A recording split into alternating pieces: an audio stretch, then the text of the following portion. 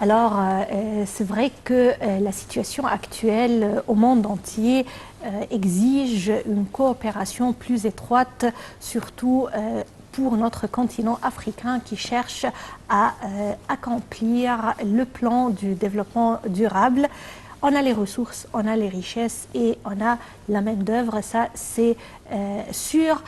C'est la volonté de réaliser ces projets qui doit être vraiment être là, être clair, afin de réaliser les plans et également les points du développement durable. Tout ça a été discuté au cours de cette foire commerciale intra-africaine, la 3e édition, qui a été inaugurée par son Excellence, Monsieur le Président Abdel Fattah el-Sisi, avec la participation de nos confrères africains, de tous les pays africains qui sont venus pour y participer, parmi lesquels Vanessa Adams, qui est une participante à cet événement, et elle est également une ressortissante kenyenne, et on l'a appelée afin de mieux comprendre comment s'est déroulée cette foire et quelles seront les recommandations, quelles sont les discussions. Allô? Oui, bonjour. Merci de m'accueillir auprès de ce programme. Merci d'être parmi nous, Madame Vanessa Adams. Alors, on parle de cette 3e édition de la foire. Vous êtes en train de participer à cette édition. Alors, parlez-nous un peu jusqu'à maintenant, comment voyez-vous l'évolution de cette édition de la conférence, puisque c'est la 3e édition? Oui, merci. Donc, tout d'abord, je vous remercie de m'accueillir. En effet, je m'appelle Vanessa Adams. Je suis basée au Kenya d'origine américaine et aussi française. Je suis ravie d'être avec vous parce que effectivement, le LECAF, c'est-à-dire le lancement de la... Vous habitez actuellement au Kenya, c'est ça? Oui, j'habite en Afrique depuis plus de 20 ans. Effectivement, j'habite au Kenya actuellement et j'ai eu l'occasion d'appuyer et de travailler avec des milliers de femmes entrepreneurs africaines. Donc ici, nous avons la réunion de l'association de commerce de femmes entrepreneurs africaines et plusieurs bailleurs de fonds qui sont venus effectivement, ainsi que les investisseurs. Donc, il y a le forum justement d'investissement cet après-midi aussi, toute la journée. Donc, c'est une foire très importante pour avancer le commerce et évidemment intra-africain et aussi mondial pour hausser la visibilité de l'Afrique parmi toutes les crises qu'il y a eu depuis quelques années.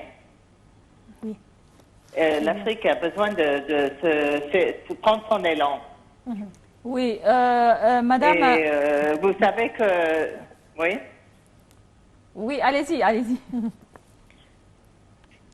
Donc, il en est effectivement de voir de plus en plus de femmes entrepreneurs et d'investisseurs trouver des moyens d'arriver à éteindre les spécifications de tous les acheteurs, de produire en volume et avoir les financements nécessaires pour subvenir à leurs besoins et arriver à rendre les contrats en bonne et due forme.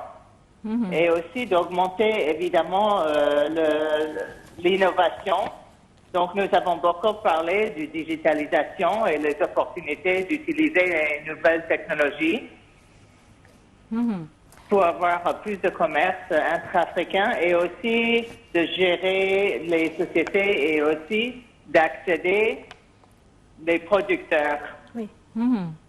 Donc, Madame Vanessa Adams, donc c'est la 3e édition de cette foire commerciale intra-africaine et donc cela prouve la réussite ou l'efficacité de cette foire-là pour les pays africains. Oui, en effet, c'est une très très importante foire et rassemblement. Nous avons eu la présence à l'ouverture de son Excellence Obasanjo, de Nigeria, qui est dans le conseil de gestion et qui préside sur cet événement. Il y a eu hier aussi, comme vous avez dit, l'ouverture avec le président d'Égypte, mais aussi avec Wamkele Mene, son Excellence, le directeur général de l'ECLEF, et aussi l'appui très important de l'Exim Banque africaine, la Banque africaine d'Exim, je ne sais plus l'ordre en français. Donc, comme vous savez, l'appui aussi et l'engagement de l'Union africaine. Oui. Donc, parmi les stands, nous avons autant de stands institutionnels, autant des expositions, des produits de toutes formes agricoles, d'alimentation. Il y avait aussi beaucoup de production d'habillement, de cuir, et toute forme aussi de technologie en exposition digitale. Parce que vous savez qu'il ne faut pas oublier que le commerce, c'est l'inclusion des gens, des femmes, mais aussi des jeunes qui veulent participer à ce monde de commerce. Et comme vous savez que sans l'engagement des jeunes et l'emploi pour les jeunes, l'Afrique, évidemment, est un continent qui est en hausse de croissance de population. Et il faut que l'économie aussi et le commerce soient moyens d'avancer, d'innover et d'être inclusifs en même temps. Madame Vanessa Adams, puisque vous l'avez mentionné, je voudrais également parler d'un aspect très important pour le développement de notre continent. C'est à travers le microfinance et en encourageant les petits entrepreneurs, les jeunes start-upers. Et ça s'avère vraiment une solution pour le développement de notre continent, puisque bien sûr les grands plans, les financements pour les projets, les méga-projets, les projets nationaux, c'est très important pour l'infrastructure du continent, mais ce sont les petites familles, ce sont les jeunes qui vraiment doivent être encouragés et poussés afin de contribuer à l'amélioration de la situation économique du continent. Ces aspects, comment ont-ils été abordés au cours de cette foire? Oui, en effet, vous parlez très bien du besoin de financement. Il y a le lancement de plusieurs formes de garantie et des nouveaux accès au crédit, autant par les structures panafricaines, mais aussi par plusieurs États qui sont bien représentés. Je peux vous mentionner qu'il y a eu, par exemple, une présence ghanéenne très importante organisée par l'Organisation de la promotion d'exportation du Ghana, qui a fait justement son devoir d'amener même une trentaine d'entrepreneurs du Ghana pour exposer ensemble. Et c'était juste un exemple.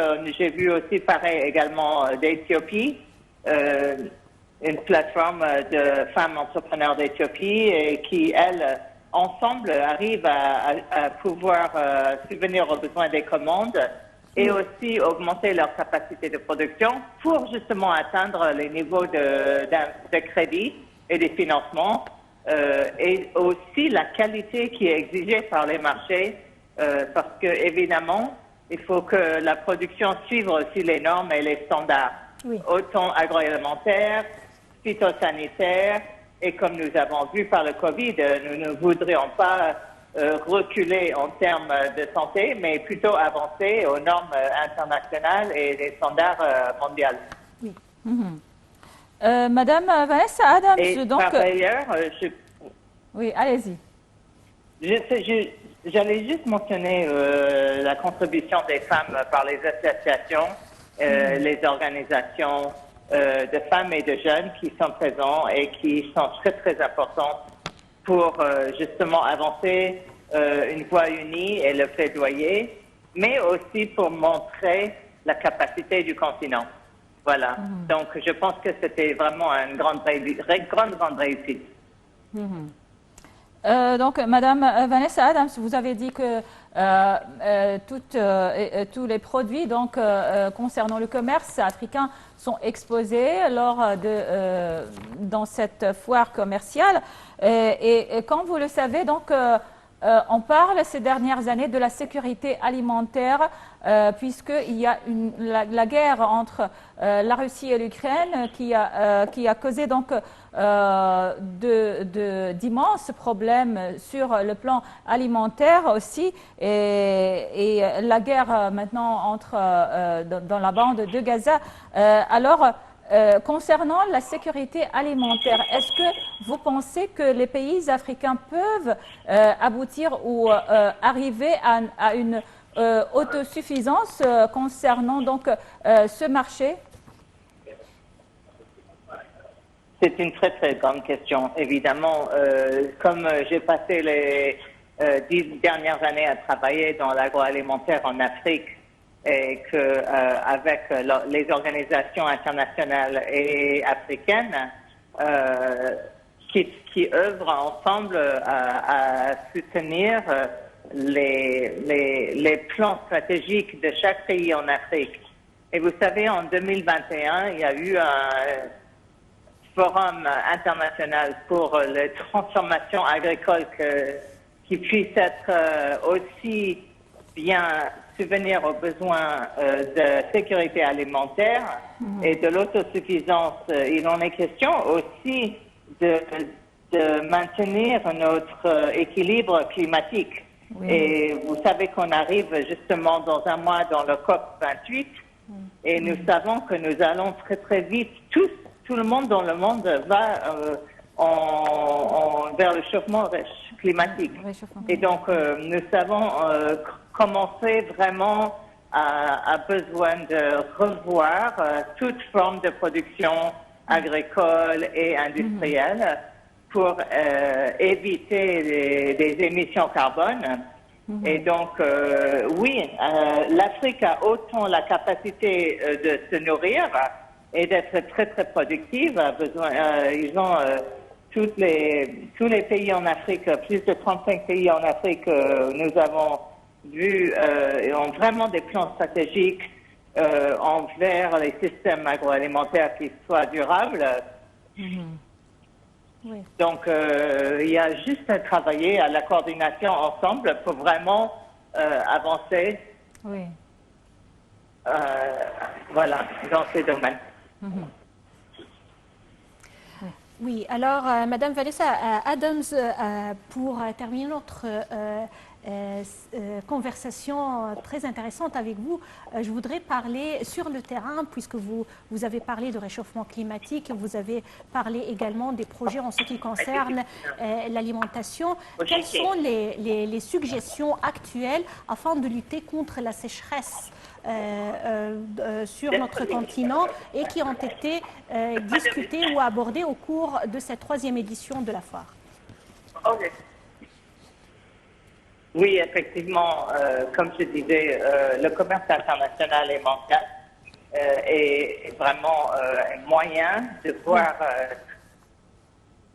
autant les besoins et les demandes des consommateurs, autant les capacités des producteurs, mais la réglementation qui est si critique aussi à travers chaque pays en Afrique, mais aussi à travers l'Union africaine et appuyée de manière très très importante par les CLAP pour pouvoir avoir autant le niveau international et mondial qui existe aujourd'hui en termes de qualité des produits, mais aussi d'aller en avant. L'Afrique doit mener, doit être au-delà, doit être en avant et vraiment mener, parce que si l'Afrique va se faire le changement climatique, c'est vraiment les zones rurales en Afrique qui sont parmi les plus affectées dans le monde entier. C'est vrai, oui. Donc, il ne faut pas tarder, il ne faut pas traîner, il faut vraiment aller en avant et vraiment établir un niveau très, très, très bien réfléchi et très coordonné et très, très uni à travers le continent. Je vous remercie. Merci, madame. Merci à vous. Merci. Bon, c'était Madame Vanessa Adams, une participante à la foire commerciale intra-africaine, l'IATF, la foire qui a été inaugurée hier par le président Abdel Fattah el-Sisi au Caire.